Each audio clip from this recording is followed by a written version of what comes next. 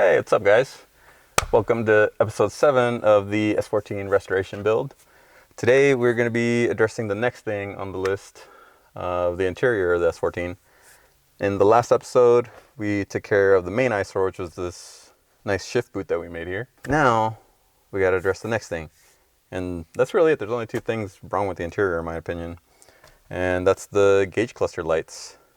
The middle light bulb is out on the gauge cluster. And I don't blame it for having gone through 423,000 miles.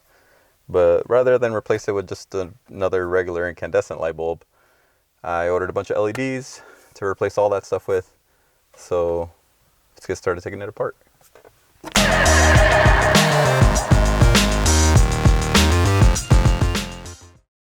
Alright, so to take the gauge cluster out, you should really only need screwdrivers. Just a Phillips and a flathead.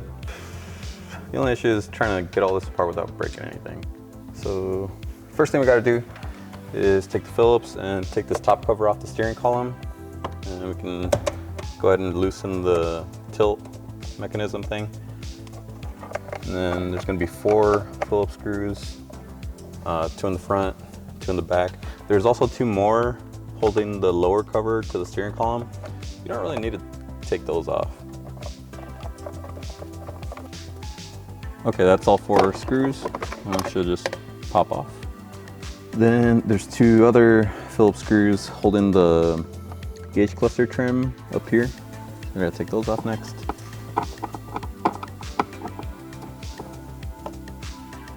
Okay, this is the kind of tricky part, is getting this whole trim surround off. Whoever had this car before is freaking awesome. They removed all the little metal clips. Everything's held in, but not too firmly. Okay.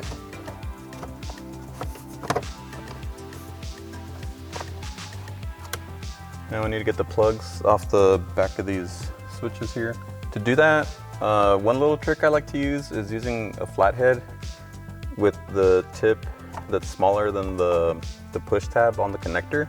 So you take a flathead, as long as the tip is narrower than the push clip on the connector, you can, and you want to support it from the back side also, so you don't just like break it unintentionally. But you push up on it and then twist, and that should get the connector off pretty easily. Definitely easier than trying to shove your nail in there, and that's usually just a pain in the ass. But it's a lot easier with a screwdriver. So, pro tip of the day. And other side, same thing. Now, getting this thing out is another trick. All right, so to get the trim out now, that's another little trick, is you kind of need to like rotate it sideways out of here.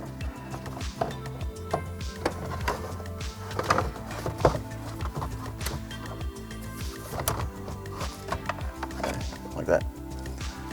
I used to like pry it all the way as forward as I could and then like get it around the steering wheel and then out. But eventually I figured out that just like pulling it, like rotating it sideways out of there was a lot easier. So another little tip. Now we can take the cluster out. It's gonna be 3 Phillips screws, 2 in the corners and 1 in the middle. It's a pretty simple process. This should be a quick video. All right, that should be all the screws. Now we just need to pull the cluster out, and it should have a decent amount of slack behind it, so it should have a decent amount of room to work with. I always like put the washer and the turn signals all the way down just to give you a little extra room also. But these connectors, there's 4 of them, and there's clips on both sides of them, so you got to squeeze both sides to disconnect the cluster from the harness.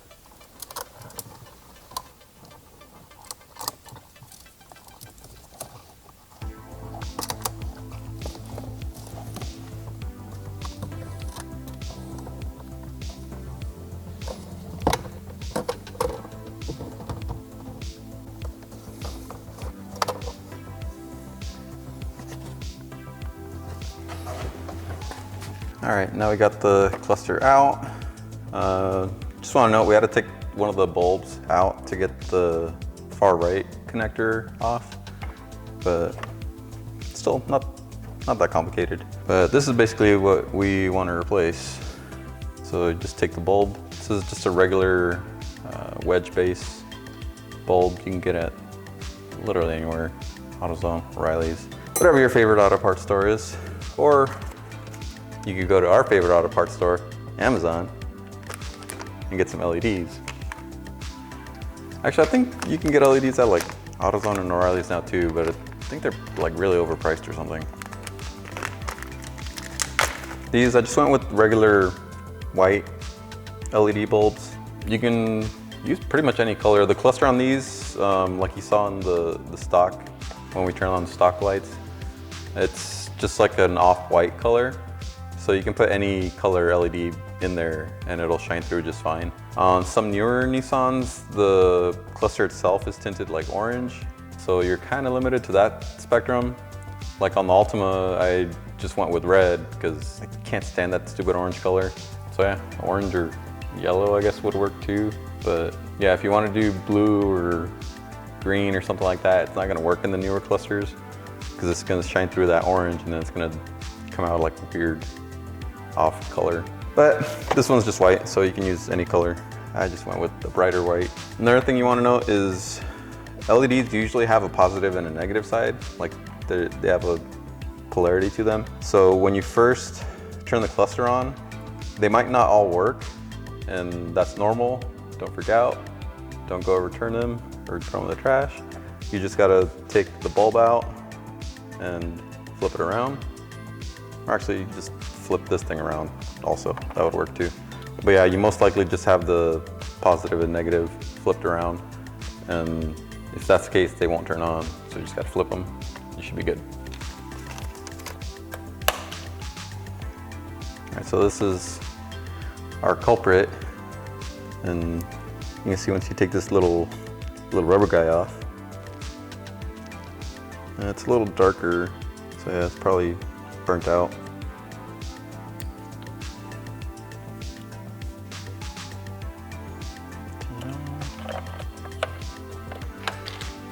And the last one.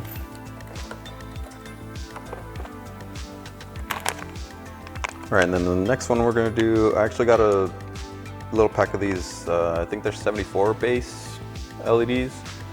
Because I want to replace the clock light also, and that's this little black one on the lower right side here. And same idea, just pull it out of the base, put the LED. This is entirely too many LEDs for this one little thing, but it was like $5 for this whole thing from Amazon. Link down below if you guys are interested.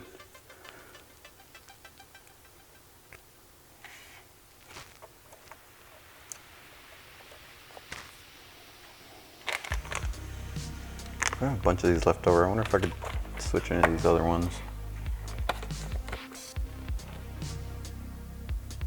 Not sure what some of these lights are even for. Huh, turn signal? Yeah, why not? I'm not entirely sure if the turn signal ones will work, because I think that might screw up something with the flasher, but we'll find out. Oh, actually, this is one you don't want to change to an LED. The battery circuit, it's tied to the alternator, and this is the same wire that provides signal to the alternator to start charging. And if you replace this with an LED, it won't have the same resistance and it won't charge. So this one we need to stay incandescent. How'd you learn that? First like 6 months of getting the Altima running with the VQ. Wired the alternator backwards basically, and didn't have a bulb in the cluster. And yeah, it wouldn't charge, and I couldn't figure out why. But that's why. Check engine light. Yes, we need that to be an LED. All right, that should be all the bulbs. We got a few leftovers of the bigger ones, but can't really use those for anything else. Oh, another thing you can check while the cluster is out is how tight these little Phillips screws are that hold the actual gauges in place. On these 90s Nissans, a lot of times these will get loose over time, and then your like tachometer will just randomly stop working, or your speedometer randomly drop out. And that's because these terminals here, these screws that hold the gauge on to the housing, are actually the connectors from the harness. So you can like, yeah, see that one was a little loose. You also don't want to tighten them like way too much, but you know, use your common sense as to how tight to have it. Yeah, the rest of these were all right. All right, now we can put it back in the car. Okay, now we're ready to reinstall it. You don't want to start putting everything back together just yet because we need to make sure all the lights turn on. So just plug all the connectors back in. These only go in one way also, so you can't really mix them up or anything. Okay. Butler. Ooh, pretty. All right, then we need to turn the key on to get the rest of the stuff on. Nice, looks like I got everything in one shot. So I see the clock also lights up. If we would have left it, it would have looked dark in comparison with the incandescent bulb. And I'm not sure I like the check engine light. I thought it would be an orange film in front of it, but I guess it's clear also, and it's just the color of the bulb. I'm probably gonna change that one. Then I changed the brake one, which I don't think that one's coming on. There we go. Brake. I don't think the brake light's supposed to stay on. Oh, and the turn signals. Okay, right side works. Left side is backwards. All right, that's it for our test. Everything looks pretty good.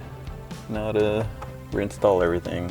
I just want to add, when you're putting the interior stuff back together, do not over tighten anything. I mean, it will break immediately. This one's already, I didn't even do that and it's already starting to crack. So if anything, leave stuff just slightly loose, or yeah, just don't crank on it because it's just plastic threads. I would just plug everything back in.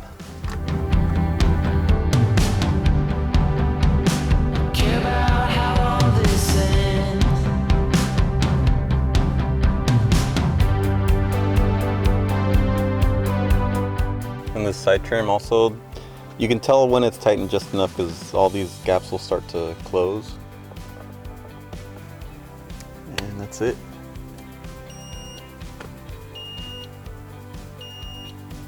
Of course that light doesn't work after I put everything back together. I think that's the one I had to take off to get that black plug out, and I put it back in backwards.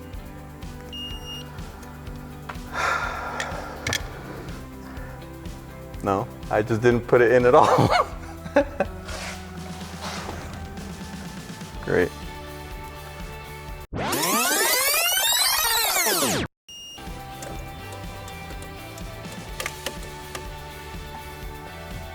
Everything still works.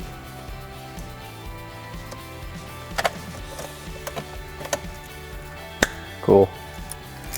Let's get out of here.